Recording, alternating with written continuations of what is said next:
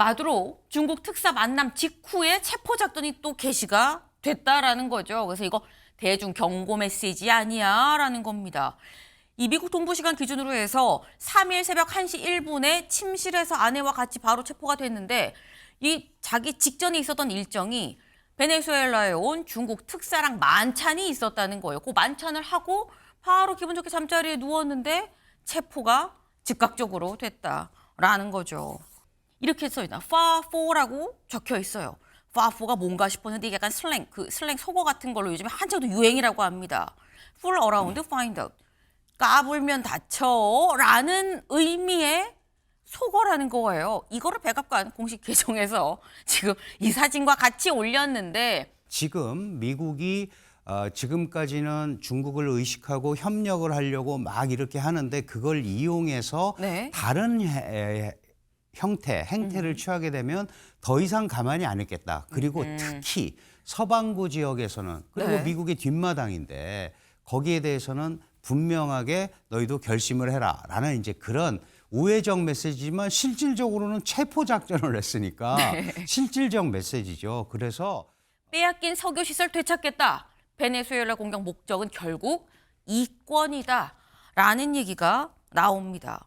트럼프 대통령 이번에 마두로 체포하고 기자들과 이 질의응답이 진행되면서 이런 얘기를 했거든요. 잠깐 들어보시죠. We're going to take back the oil that, frankly, we should have taken back a long time ago. A lot of money is coming out of the ground. We're going to get reimbursed for all of that. 네. 대놓고 석유 얘기를 본인이 직접 또 언급을 해요. 강준영 교수님. 근데 석유 때문에 체포를 했다 그러면 강탈 아닙니까? 그 사실 베네수엘라의 매장량 세계 네. 1위의 매장량이고요. 그 상당히 그 이전에 차베스 시절 이전에는 석유를 가지고 상당히 부국이었어요. 네. 그러다가 이제 그 당시 당연히 이제 미국의 정유사들이 개발하러 갔죠. 메이저 정유사들이. 다만 이제 차베스 대통령 되고 나서 왜 우리 자원을 가지고 미국이 이렇게 하느냐. 그래서 이제 국유화 조치를 하고 민족주의 성향을 보이면서 많이 이제 나왔단 말이에요. 네. 그럼 강탈당한 것도 있죠. 국유화 조치 때문에. 그 요번에 베네수엘라 국민들을 잘 살게 해주겠다라는 게 바로 뭐냐 하면 일부 그 훌륭한 자산을 잘못 운영하는 정부 때문에 문제가 생겼으니까 미국이 들어가서 정상화시켜주겠다라는 건데 사실은 또 다른 이면이 있습니다. 왜냐하면 미국과 베네수엘라가 관계가 안 좋으면서 사실 베네수엘라는 중국에 상당히 많은 석유를 수출하고 또 그 석유를 담보로 해서 1대1로라는 소위 중남미 지역의 거점이에요, 여기가. 네. 그러니까 또 러시아도 들어와 있어요. 그러니까 석유 당연히 중요한데 네. 그거를 통해서 중국과 러시아의 협력이 중남미에서 또 이루어질 수 있거든요. 그것까지 전체적으로 흐름을 끊으면서 네. 이제 지금 미국도 뭐 셰일가스 때문에 계속 얘기하고 있고 불안정한 원유 가격 때문에 굉장히 힘들잖아요. 그러니까 베네수엘라만 제대로 장악하면 빼앗긴 석유 패권을 찾을 수 있다. 이제 이렇게 생각을 하는 것 같습니다. 우리가 페트로 달러라고 그러잖아요. 네. 달러 가지고 결제를 하던 게 최근에는 페트로 유행화가 됐고 뭐 이런 것들이 지금 중남미 특히 베네수엘라를 중심으로 이루어지고 있고 그게 많은 반미 중남미 국가들에게 퍼질 소지가 있었어요. 그래서 네. 이제 그런 것들이 복합적으로 작용한 것 같습니다. 우리가 그동안 갖고 오던 석유 못 갖고 오게 됐는데 이걸 갖고 온다는 개념에 플러스 우리가 못 갖고 가던 석유를 이제 중국이 갖고 가니까 석유 패권 이게 미국이 아니라 중국으로 재편되면 안 되지라고 해서 제동을 거는 차원으로 지금 베네수엘라를 들어간 거 아니겠느냐라는 말씀이에요. 다시 말해서 이건 중국을 의식한 행보다라는 건데 실제로 오늘 중앙일보 같이 볼까요? 마두로 중국 특사 만남 직후에 체포작전이 또 개시가 됐다라는 거죠. 그래서 이거 대중 경고 메시지 아니야라는 겁니다.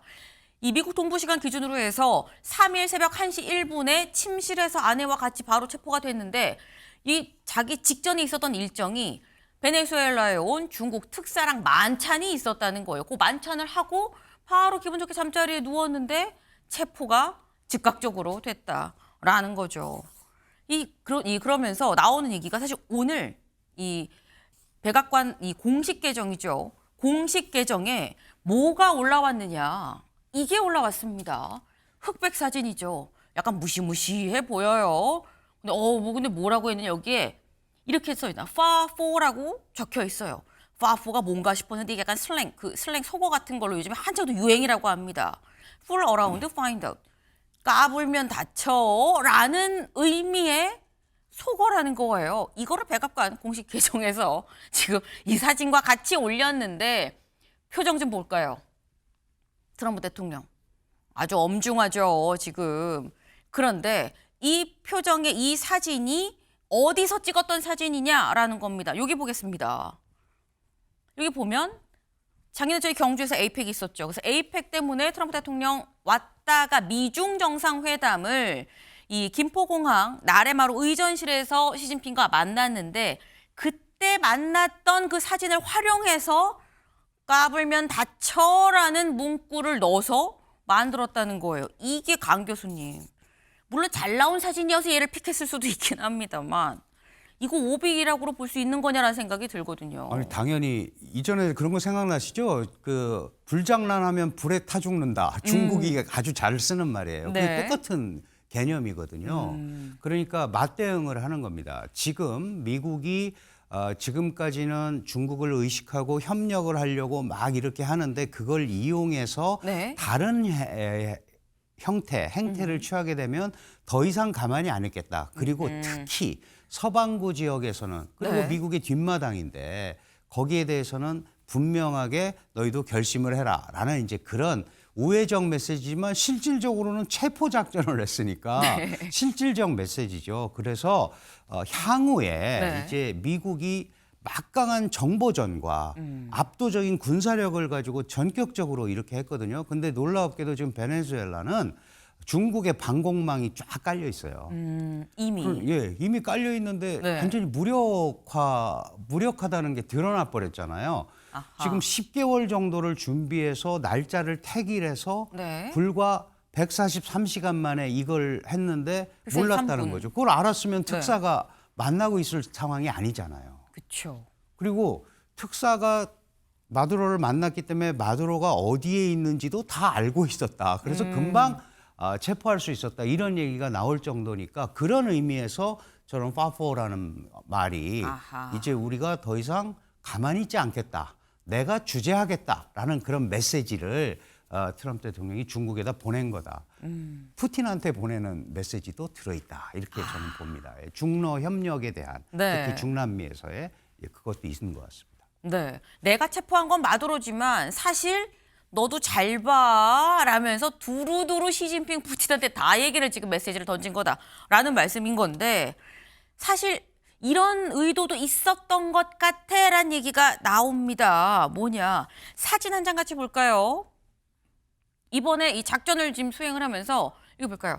지금 보면 트럼프 대통령이 딱 앉아있죠. 상황실로 지금 일단 보입니다. 상황실에 딱 앉아서 지금 뭔가 이 피터 헥세스 장관이 뭐 얘기한 이런 부분을 이렇게 듣고 있는 것 같아요. 실제로 트럼프 대통령이 언론 인터뷰에서 뭐라고 얘기를 했느냐. 나는 실시간으로 작전을 지켜봤다라고 얘기를 했어요.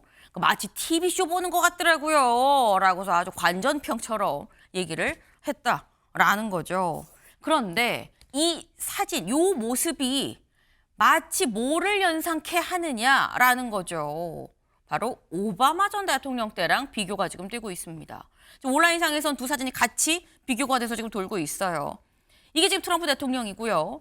이건 오사마 빈 라덴 2011년 5월이었었나요? 그때 이 오바마 전 대통령이 오사마 빈 라덴 이 사살 작전 때 그때 구석에서 이렇게 약간 뭐 참모 중에 하나인 것처럼 쭈그리고 앉아서 있었던 이 모습이 그때도 회자가 됐었는데 요거랑 너무 비슷한 것 같다라는 얘기가 나오는데 김광수 변호사님 이게 비슷해 보이지만 또 비슷하지가 않은 거 아니냐라는 거죠.